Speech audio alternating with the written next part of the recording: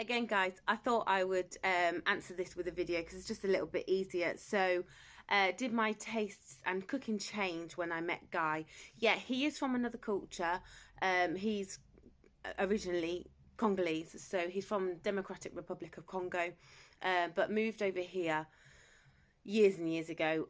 He's British, and yeah, and honestly, I don't know if he's spoken in my videos or anything, but he's so Cockney. His mum always laughs about how, you know, I'm more black than he is. He is just so. It's very old school English. Like he's very, yeah.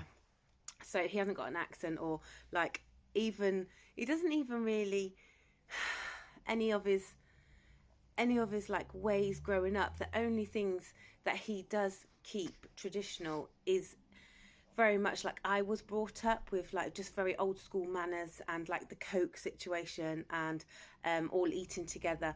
They grew up in a very, I don't know how to say it, like I do know how to say it, but I'm trying to use my words carefully. Like a very traditional family orientated upbringing, and that's very much where I came from. So yeah, he is from a different culture. He originally is Congolese, from Democratic Republic of Congo. Did my taste change? So I met Guy when I was 16, and we moved in together when I was 17. And I didn't really know how to cook when I moved in with him. Still so young, I was 2 years younger than Crystal is now. And slowly, I started cooking for myself, and then I had Crystal, and obviously started cooking more because I had a child and I needed to cook more. The more that I've been able to cook, and the more it's become like a passion for me. And I was like, do you know what? I'm actually good at this, and I can do it. And I really enjoyed tasting different cultures and things, because I'm sure, I don't know if you could hear my stomach then. I'm sure my mum and dad won't mind me telling you, I grew up on very much meat and two veg, very traditional English meals, spaghetti bowl and things like that. My dad's a very good cook, he's a chef by trade. So always had the finer things in terms of food, and everything. Very blessed growing up. I was very blessed. I went to a private school and things, so I had a very blessed upbringing. But in terms of food, it was always like like I do, like on top of something I'll sprinkle something. That was very much how my dad always presented food. And I feel like I'm waffling now. So it was just the more that I was cooking that it started to come into a bit of a love. And then sadly, the bigger I became, the more invested I became in food. And I know that sounds really bad, but it's the truth, and I'm here to tell you the truth.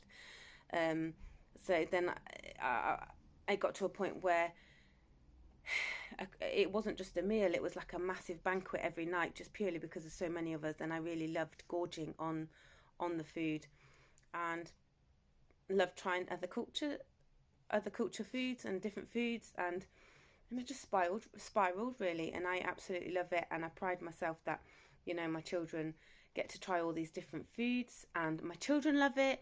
They'll say, oh, what are we having tonight? Or, oh, mum, I've seen this, can you try and make this? So yeah, I'm a real foodie, and I guess it does come from growing up and being around good, solid, quality food. I was never. So people will say to me, Jem, do you never just shove chicken nuggets? I never had that growing up as a child. It just was.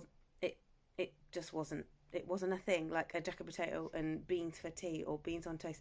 It was just never a thing. So I feel like that's where I come from. It's never a thing for me. And my nana, my dad's mum, was a very good cook as well. And she would always do hearty meals with a nice purd and things like that. So I've just always grown up around food. But the older I've got, and knowing that I can do it and I'm quite good at it, then it just spiraled. And sadly, with my weight and things, it the love of it, I don't know if you can hear my stomach, the love of it just kind of spiraled. And I was really worried about that, actually, when I had my gastric bypass, that would I fall out of love with food? Would I fall out of love with cooking?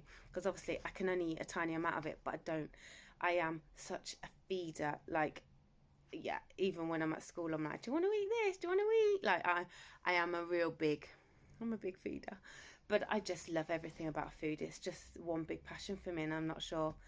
So yeah, no, it wasn't necessarily because I met Guy. Absolutely love his home culture meals, and I cook some of them.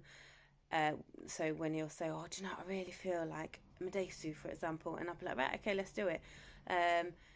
And I think over the years, the more different culture foods I've made, the less he wants his home food.